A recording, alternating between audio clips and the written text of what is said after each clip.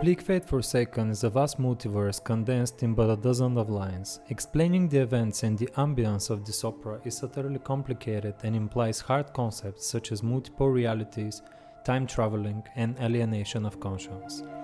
In order to provide the best possible explanation of facts, in addition to the information we receive from the game's narrative, we're going to discuss some references from the major works the developers have taken inspiration from, like Tsutomu Nihei's manga series Blama, Abra, and Knights of Sidonia.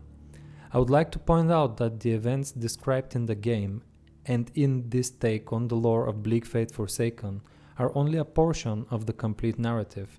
The story is not concluded, so there will be more to come in the future, with new additional content being worked on and added at a later stage. Without further ado, let's dive into the depths of the Omnistructure.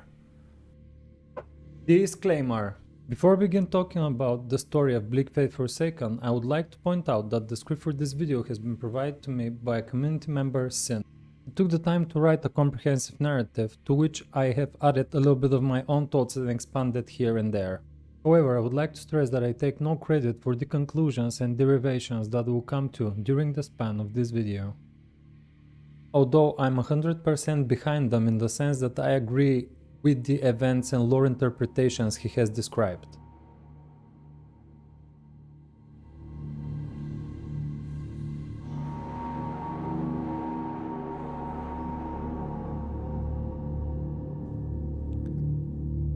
The world is heavily inspired by the aforementioned manga series Blama by Tsutomu Nihei, released in 1997. Just like Blama, our main character explores a vast futuristic labyrinth separated into massive floors, inhabited by different and unique tribes, hostile creatures, and the occasional non-hostile NPC.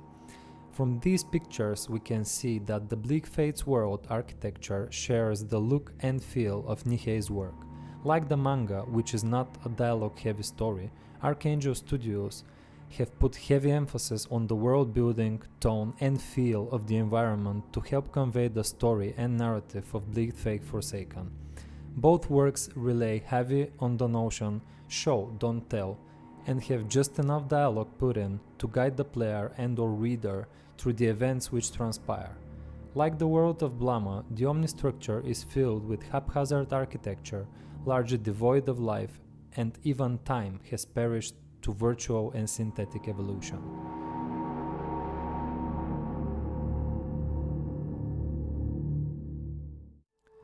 To understand the world the player character is set into and get a clear idea of the dimensions affecting us, I will introduce three main concepts which we'll delve into later in the video. The concepts of base reality, virtual reality, and dreams. Base reality is the material world, the quote-unquote real one. Virtual reality. This is a world created from a simulation and uses multisensory inputs to generate a synchronized domain in which people can see each other, converse, and interact. Dreams.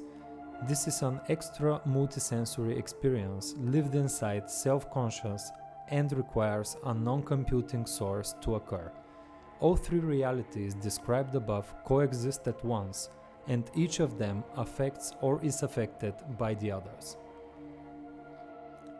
As discussed before, the game takes place in the floors of the Omnistructure, huge sections of a world in perpetual expansion.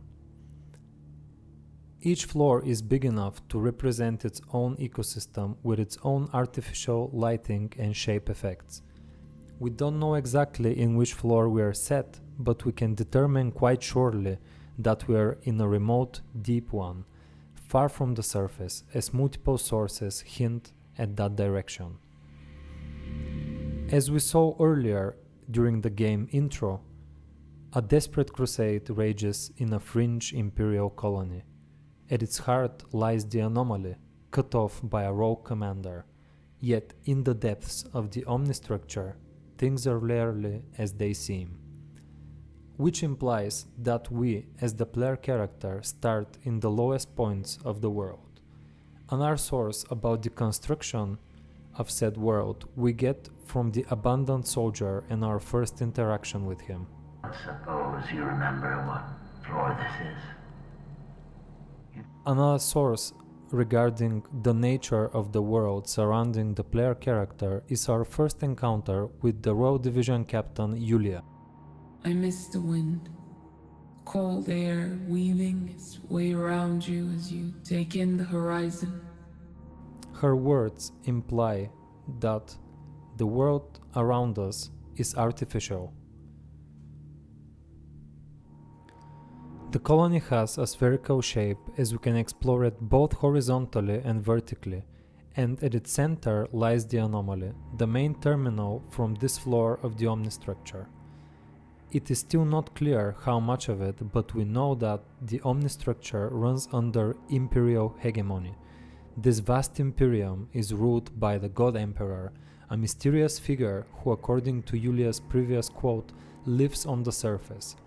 The Imperium excels in sorcery, or technomancy as it's called in the game, as we get to know through cutscenes and item descriptions that they're very advanced in the manipulation of that practice. From the ionization fluid item description, we see that once the bloodline of the Imperium, the ionization fluid remains the most essential variable in most technomancy. The anomaly, the thing in the center of the omnistructure, is the prime access point to both the main virtual domain control panel and to the warp fields, which are likely connections to be used to travel between quote-unquote worlds, or in other words, realities. We know that the anomaly runs under the administration's control. The administration consists of huge, extremely advanced life forms in the shape of anthropods and/or crustaceans.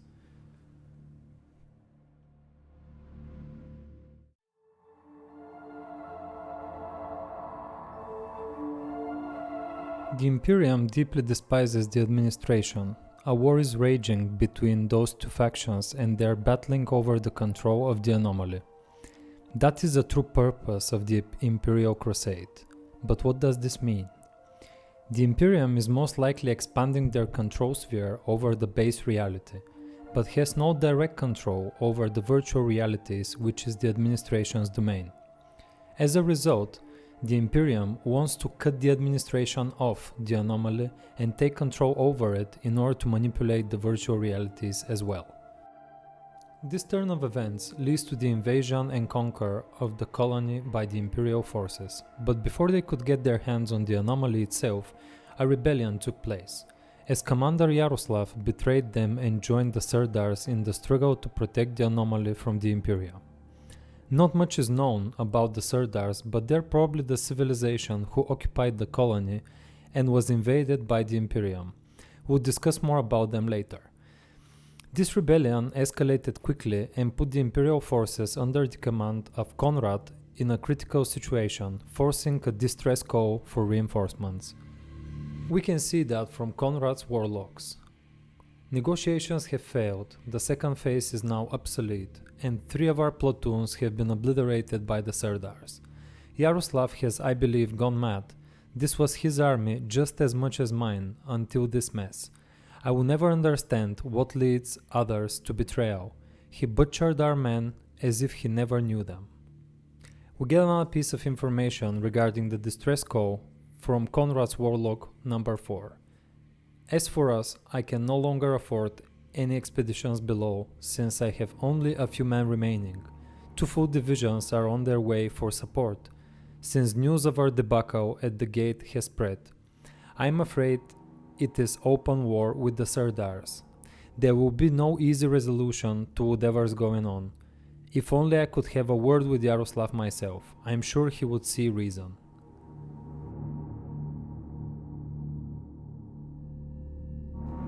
As if it weren't enough, there is also a third driving force in this war, the Plague. The Plague is a chaotic force which spreads corruption from the anomaly itself and operates from outside the administration's jurisdiction like a virus. It's led by a mysterious Skull Knight riding a horse, who is actually capable of manifesting himself through realities at will, as we meet him in both the base reality and the virtual reality, and also inside the core of the anomaly. This plague apparently drives living beings mad and mutates their body, into aberrations and creatures of all sorts. But when did this plague begin spreading? The correct answer is before Yaroslav's rebellion. Since we know that the citizens speak of it as soon as the imperial forces invade the colony. We find out about this from Conrad's Warlock number 1. The first phase is complete and the transit points have been secured. The population is cooperative, so I have ensured the men keep their calm. There is talk of some kind of corruption at play, but all I can make out of for now is that the citizens blame each other for everything, competing to show their loyalty to our presence. Annoying. We can speculate and say that it is even possible that Yaroslav's betrayal was induced by the Skull Knight himself, as we know that Conrad was brought to betrayal by the same figure. Conrad's Warlock 5 reads, "We were ambushed yesterday in the temple with set up campaign, yet it feels pathetic to say by whom. A single knight wearing the grin of death. He would pass for a clown if he hadn't told me what he had. I will retire into what's left of the monastery to reconsider everything. The state of affairs is such that I'm sure the administration will soon step in. I would wish luck if it were anyone else venturing below, but I hope they meet what they deserve at Yaroslav's gate." As we explore, we find a piece of diary which reads, "When they arrived, they said that they were looking for a traitor and those who betrayed them. Maybe the soldier who came before? Still, I was curious about the new one. He was taller than all the soldiers he came with. He seemed handsome, and his name sounded noble, Conrad. His men lost their way when the strange knight with a face like a skull joined them in their temple. A fight broke out, and all we could hear was the slaughter inside. Conrad survived and left then, but something was strange. I wonder where he is. I don't even know him, but I hope he's alive and well." From these two log entries, we can draw a logical conclusion that Conrad decided to betray the Imperium and return to the monastery, which is the first area the player characters explores.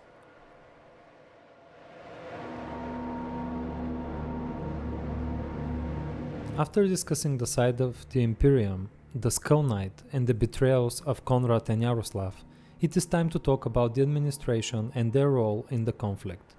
What was shown so far in this video is the state of affairs at the start of our journey. This is where the player character steps in. We are sent into this colony by the administration, confirmed by Arch-Inquisitor Belisarius. Well, you made it through. As much as I hate to elevate your spiteful existence to the height of the truth, this is where we are now. Ever since you've joined us, all you've done is fulfill the goals of that disgusting administration you work for. We're given the task to stabilize the anomaly and ensure that the plague's corruption stays within their jurisdiction in order for them to keep control over the reality.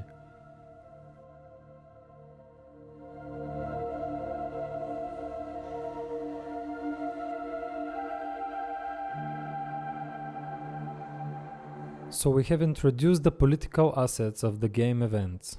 Now we're going to give them identities and then we'll face the events of the story. There are three different classifications to further explain here: Sirdars, Forsaken, and Collector.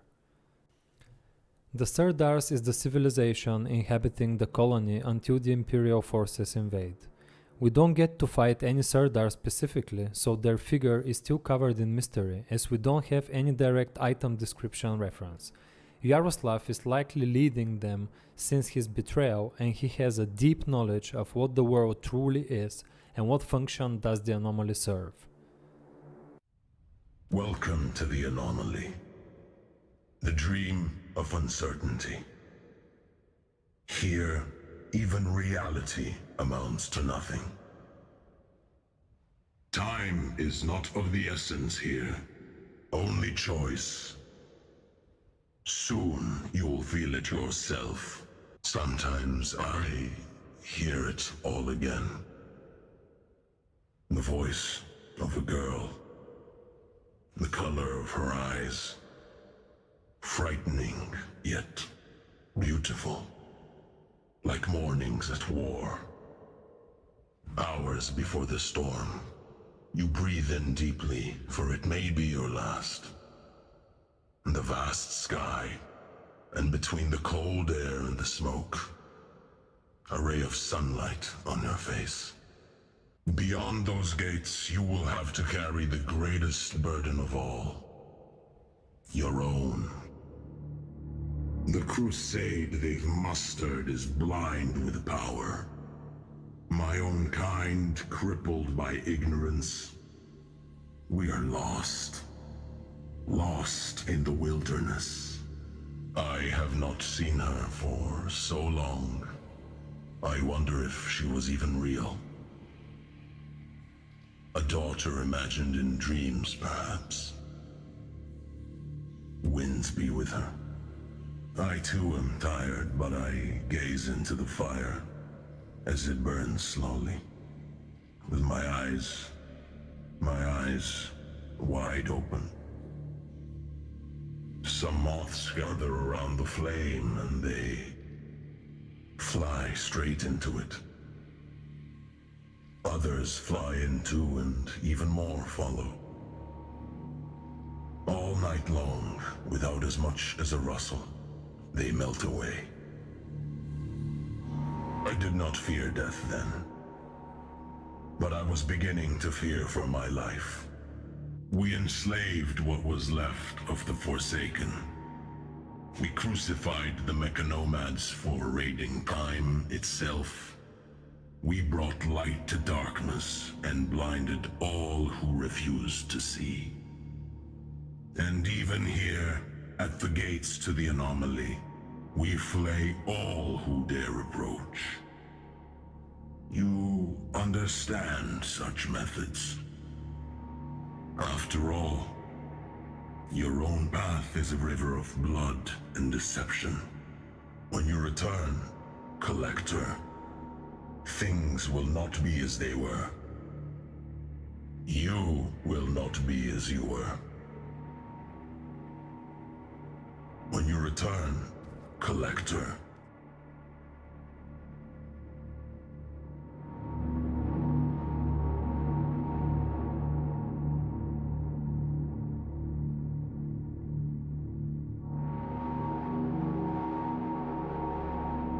Things have been set in motion that can never be explained. An eternal reign is coming our way. Remember to trust your blade. You will need it more than ever.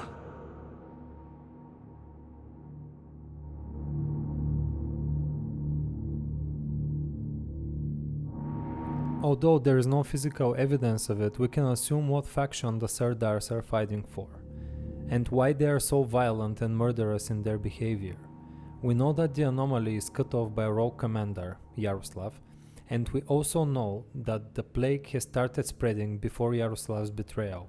Furthermore, both Yaroslav and Konrad, after their betrayals, speak of dreams and realities, as the abandoned soldier also hints at the very beginning of the game.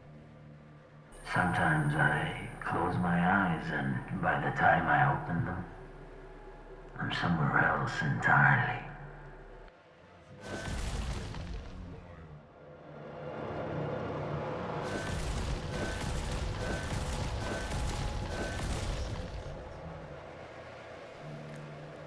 Another piece to add to this puzzle comes from the Skull Knight himself, who calls us Dreamweaver and mentions a proverb about the future and the destiny being fulfilled at the end of an age. The moment comes at the end of an age when the silent voice of the future finds utterance. When you find yourself at the gates of chaos, Dreamweaver, I pray you choose wisely. Gathering all the pieces until now, we can speculate over and assume that Yaroslav was brought to knowledge by the Skull Knight himself. He realized that the base reality was being altered and shaped by the virtual reality, and their consciousness were all coexisting inside the same timeline, the same simulation, the same branch that was built off everyone's multisensorial experiences. Traveling through time takes the meaning of travel in between different worlds, as different realities, different simulations, each with a different timeline, all of them crafted using humans' perceptions, feelings, memories, and experiences. The base reality serves as the material floor in which the current state of events take place, but there are multiple realities coexisting and affecting each other at the same time, each one with its own frequency, intended as coordinates, but you can also read those as radio frequencies.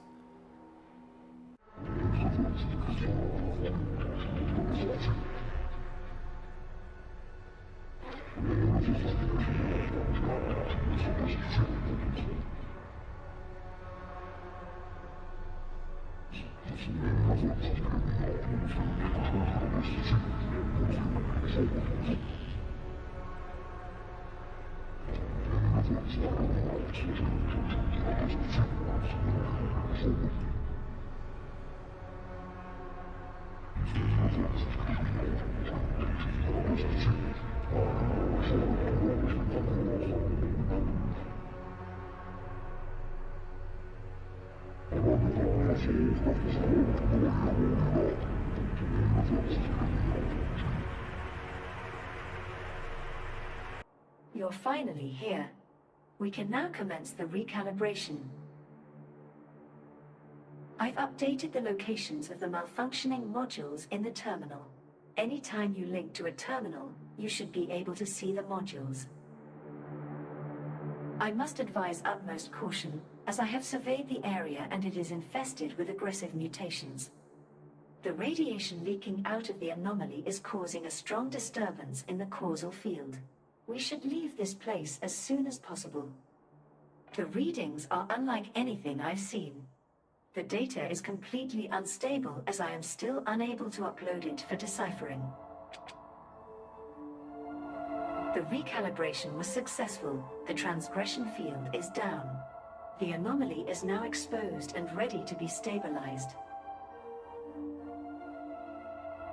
I'm afraid I will be breaching protocol by telling you, but since the recalibration, I have been unable to transmit or receive any transmissions from any other floor. If I had to make a guess, I would say something from inside the anomaly is tampering with much more than just the causal field. I am afraid I am not equipped to run a robust field analysis, but I speculate we're dealing with an event far outside our scope. Nevertheless, I did run some more rudimentary data decrypting processes. The leaks from inside the anomaly are not arbitrary, they reveal the patterns of language. I have tried to compute at least the general scope and nature of its form, but the permutations are overwhelming all of my systems. Simply running the processes has had some kind of spillover effect into the computing instruments themselves.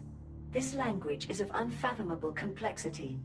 Take great caution, these are circumstances far outside the realms of understanding. I must admit, I am no more aware of what is really taking place than I was before this turn of events.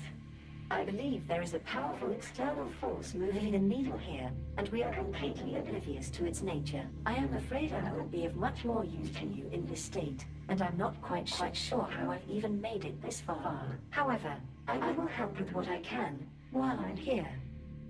I did, however, learn something. While being transported, I noticed a certain vermilion branching structure buffering this entire world, and its roots run deeply. My access was promptly restricted, leaving me in this condition.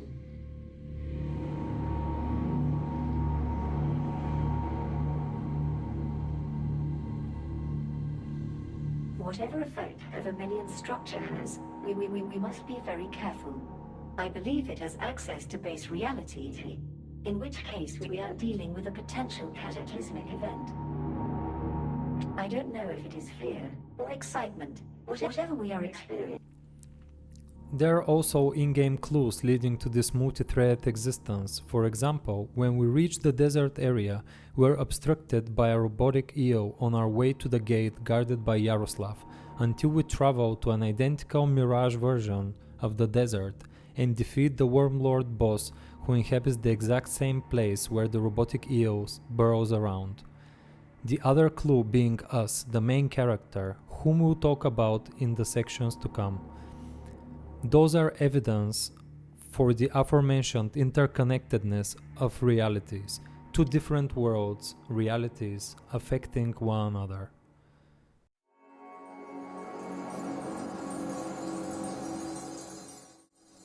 We play as a homunculus, a sentient being whose soul is artificially plugged into a crafted synthetic body. The term homunculus used in the game is deeply relevant to the power of dreams, in the sense that whether a person dreams when sleeping or when awake, there is a world in his head. This inner world is to a degree a simulation, a model of the base reality or the real world.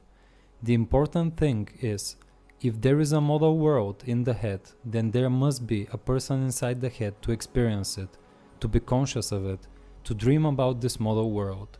This person is called the homunculus, which in terms explains the label Dreamweaver given to us by the Skull Knight.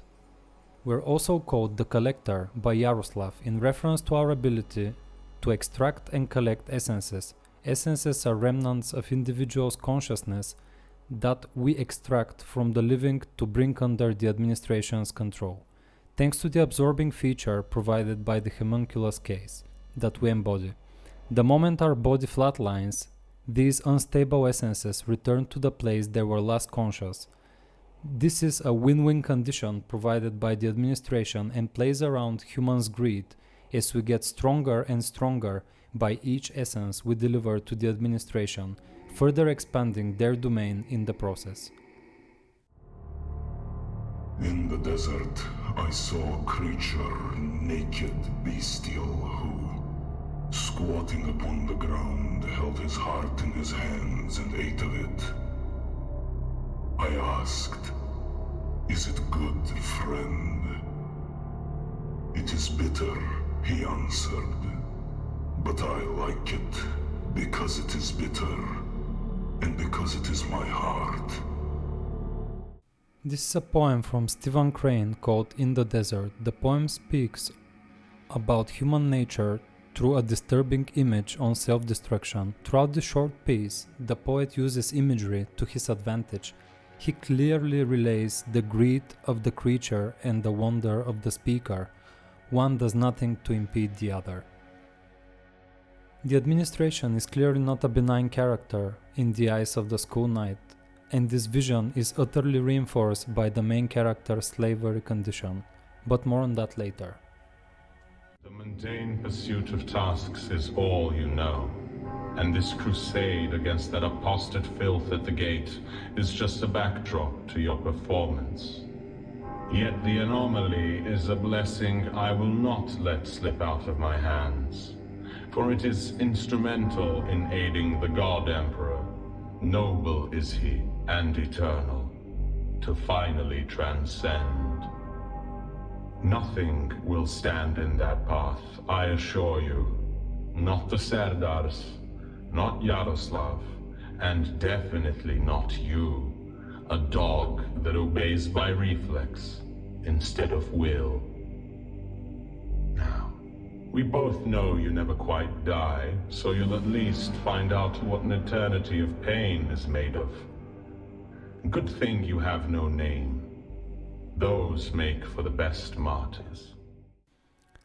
The Collector is a perpetually traveling character from the virtual reality to the base reality. Every time we die, we watch as the entire screen goes grey and blurry, just like when we interface with a terminal's module in order to recalibrate. Then we respawn at the closest homunculus case as we're given a new body to move forward.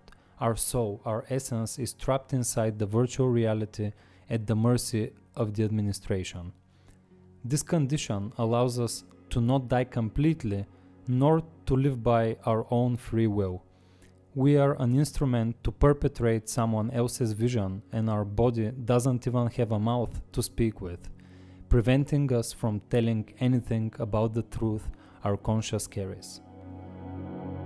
There is no meaning to an existence with no beginning and no end.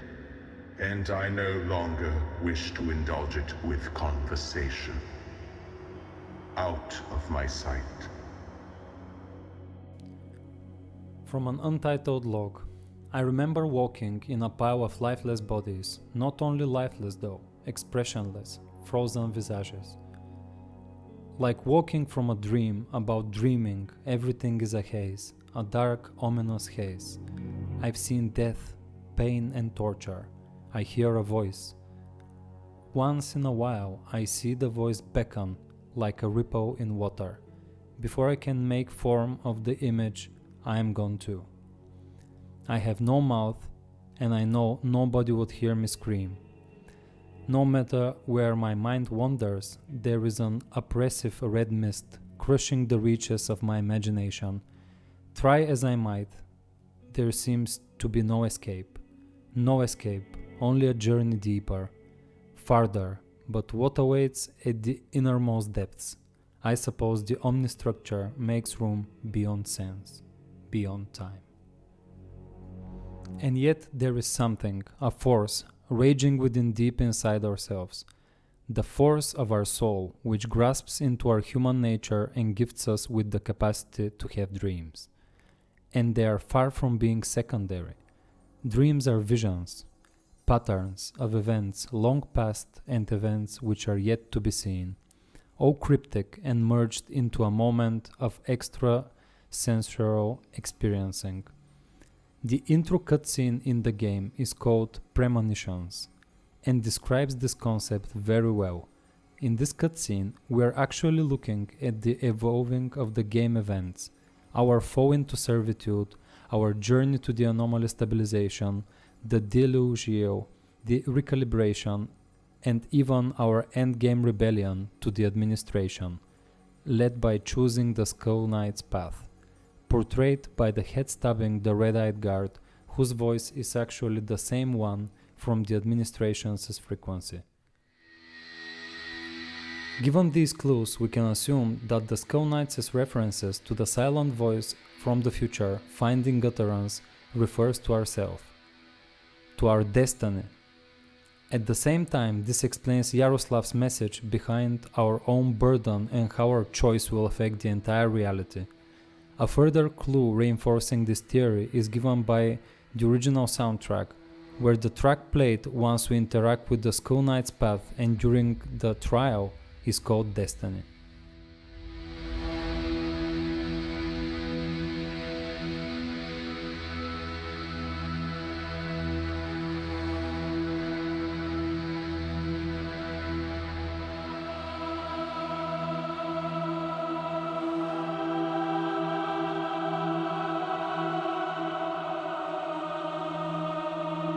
Although we can't say for sure what the Forsaken are, we can safely assume that some of the Imperials are indeed Forsaken. For example, Conrad drops a Forsaken concoction upon defeat, and Nurgate the Blade Master drops one as well. Also, we can find more specifics from the game's tutorials, as they hint at Forsaken type enemies and clips all refer to humans. One more addition is that all Forsaken common enemies drop Essence, while plagued enemies drop none. These clues might suggest that all humankind is Forsaken, but then Serdars should be as well? And if we consider the previous quote from Yaroslav, we find out that he treats the Forsaken as a different species.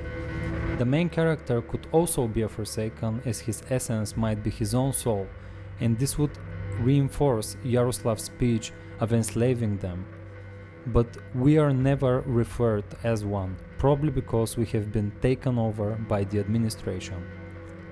Given the Imperium's struggle to conquer the anomaly, we might then assume that the Forsaken are those humans who are not fully integrated into the virtual reality and who fight against the administration. Delving deep into the Sacred Crusade, it is of utmost importance to understand the link between the figure of Arch-Inquisitor Belisarius and the figure described by him as the God Emperor. This is the most enigmatic topic in the entire game, as it has not been ever explained, nor we have direct text clues. Therefore, Everything inside this topic is pure speculation given using the little information we know at the references to the major operas of inspiration like Blame. To do so, we must answer the question, how was the Omnistructure born in the first place? We know that the Imperium has master-crafted technomancy. This information we possess implies that the Imperium gained its power through the use of technology, and their magic affects technology as well. We also know about the Mechanomads, powerful mages able to raid time itself, as their staff is a weapon we both gain as loot and find in the hands of Imperials, as well as mutated creatures at the gates of the anomaly. Finally, we suffer the Mindbreaker's magic during the cutscene when we enter the anomaly, as Yulia proceeds to restrain us and get access to the Vermilion Fields. To possess such power is a clue upon the fact that the Omnistructure was probably born as a creation of the Imperium, maybe the God Emperor himself. There is a first game evidence supporting this theory. As we fight Belisarius, the scene flickers and compulsively alternates between base and virtual reality, as if Belisarius' technomancy continuously affects technology. This clue further strengthens the vision of the multi-threaded world we spoke about previously and how it coexists with multiple diverse realities. A second evidence supporting this theory is given by the prayer session at the Machinarium. All the zealots are praying facing bricks and walls, and Belisarius himself is looking at the environment. There is no altar, no sacred symbol in that palace. It can be interpreted as a reverence to the work of the God Emperor himself. Conception, a supreme figure, an exalted shadow, an infinite representation of the excellence and supremacy that transcends comprehension or grasp. Thus is the excellence of the God Emperor and the greatness of his domains made manifest. He will be glorified not in one, but in countless suns, not in a single realm, but in 1,000. A last evidence linking the Omnistructure to the God Emperor is the multitude of face sculptures we find scattered around the entire floor, all depicting what might be the shape of the God Emperor's face. Arch-Inquisitor Belisarius also speaks about the real scope of the crusade and its ties to the God Emperor, as already quoted. We know that the God Emperor wants to use the anomaly to transcend as indicator of his governance being spread across all realities. Then what happened with the administration? We still have no answer to that. We don't know yet who or what exactly is the administration, nor why or who did they get in control of the virtual realities. This is a question that will find an answer as soon as new content and lore is added to the game.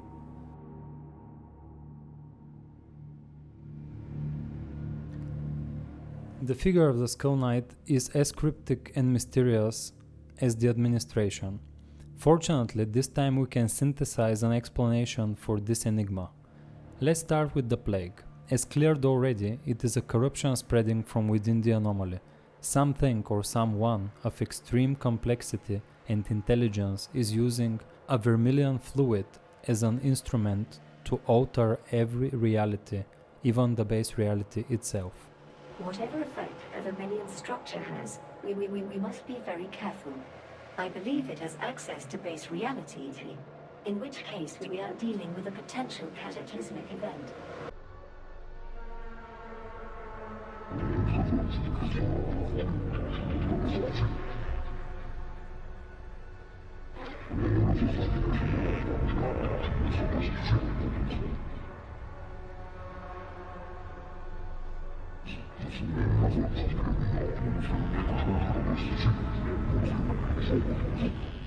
Yes, I would say something from inside the anomaly is tampering with much more than just the causal field.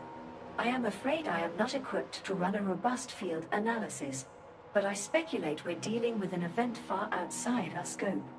Nevertheless, I did run some more rudimentary data decrypting processes. The leaks from inside the anomaly are not arbitrary. They reveal the patterns of language.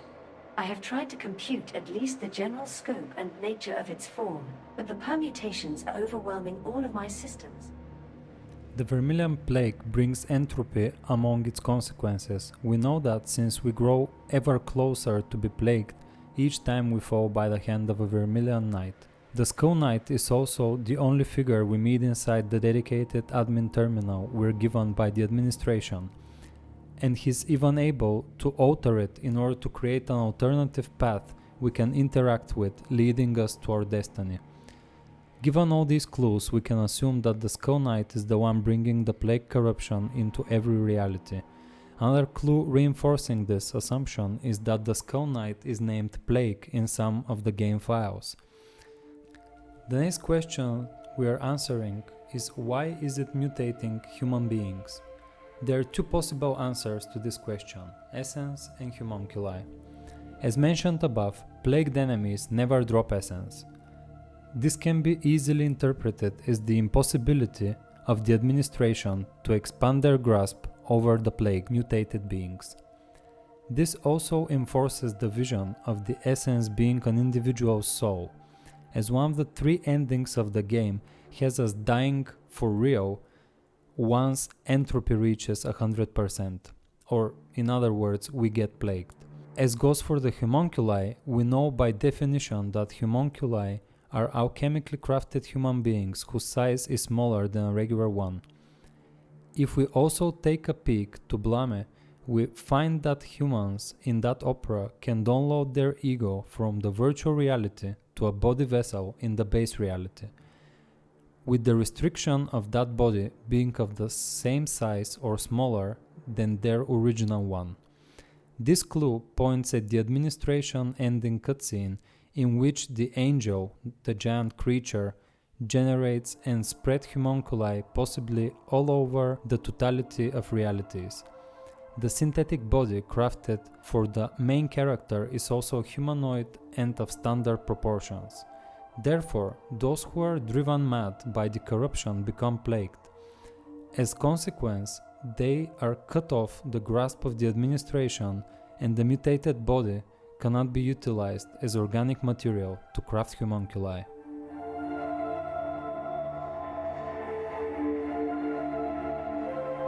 Okay, at this point let's take a step back and summarize the main factions up until now.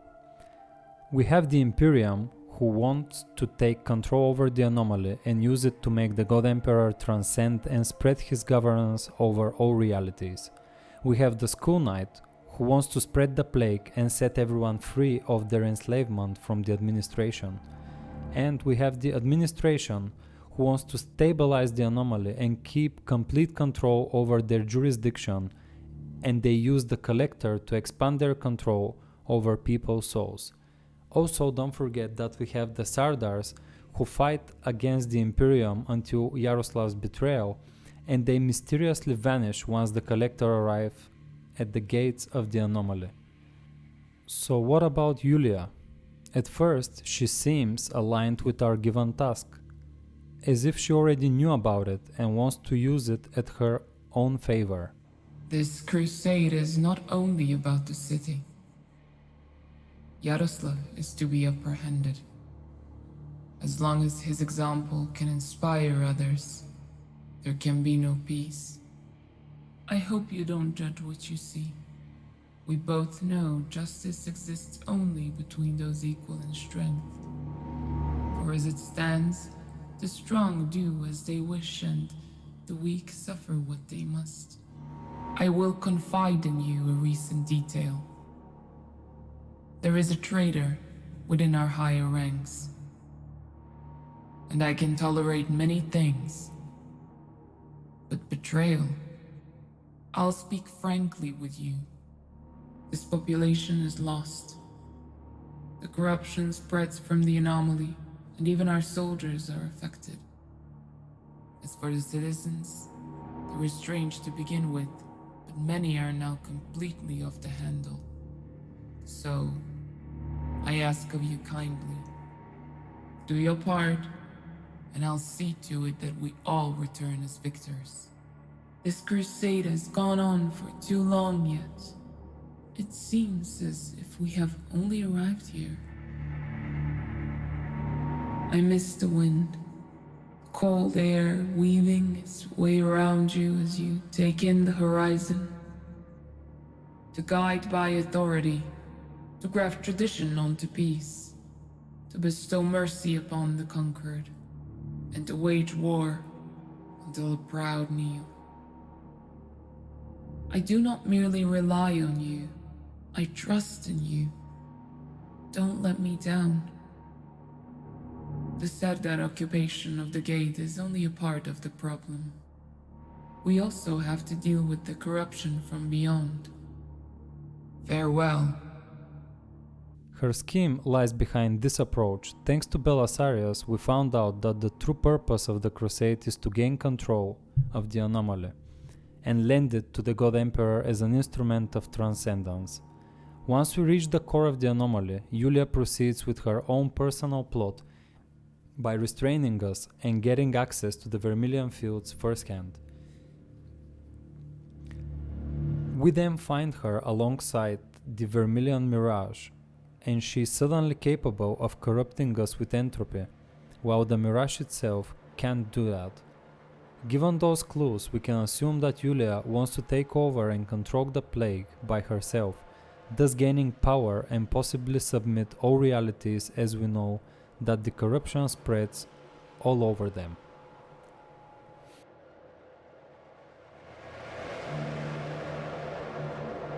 In this final section, we're going to talk about the ultimate dream. The Imperium, the administration, and the Plague are fighting for a clear vision which we can describe as the ultimate dream. They want to shape the realities in their vision and govern the world in their image. A visitor. A visitor to a plague. That. A rare occurrence.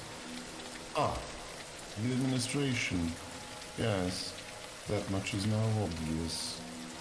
Always a pervasive need for the world to make sense.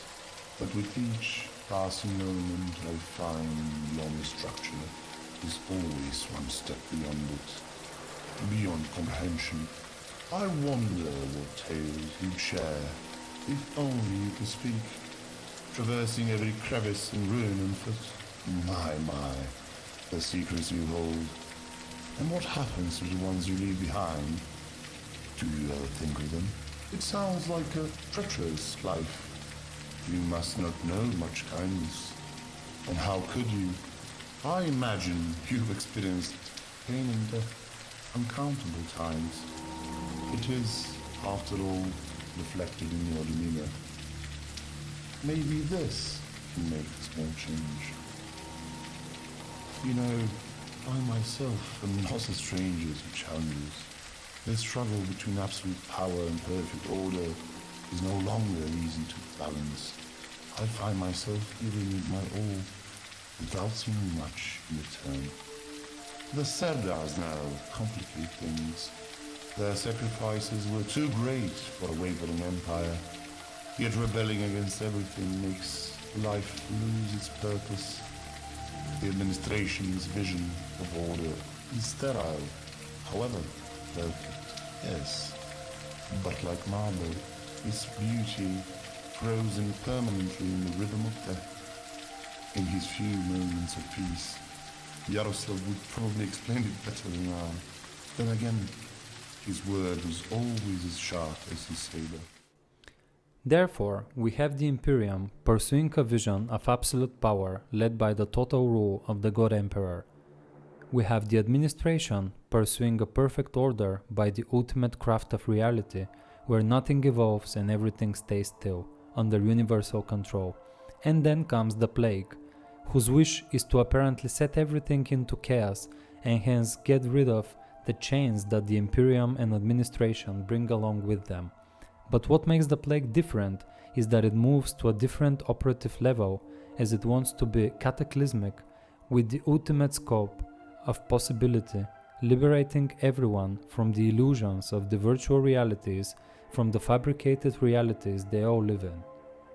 This vision enforces the secret ending of the game, in which we face and defeat our doppelganger. As a symbolic act of rebellion against the administration and the disconnection from the slavery restraints, our unconscious body is then carried away by the Skull Knight himself, who speaks to us saying, "Rise and shine, Daily Mirror. We're not dead just yet."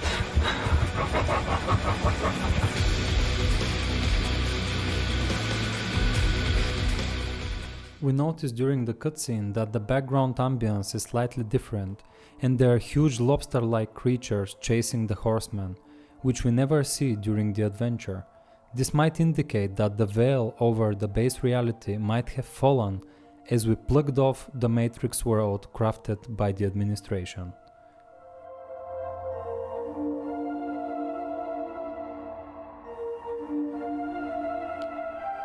Finally, I would like to point out that there are some topics left untouched, like the level design in terms of the more modern architecture present in some of the areas like upper blocks, the placement of different floors within the Omnistructure, the logic and placement of bosses, and the lore reasons behind those encounters. But as of now, we do not have enough evidence and details to go on. The game is constantly being added onto, so hopefully we'll return with another commentary in the future to add on to the puzzle that is the struggle, the dream, the reality of Bleak Fate Forsaken. I would like to thank each and every one of you who watched till the end. I would really appreciate it if you leave a like to support the game and push the algorithm to showcase this gem to more and more people. Thanks once again to Sin for making this video possible by handing me the well thought out and comprehensive script. You can find both his and my Discord handles below in the description, along with links to Bleak Fate's Steam page, official Discord page, and the OST Spotify playlist. I do hope to see your thoughts on the points given in this video in the comment section below. Thanks for watching.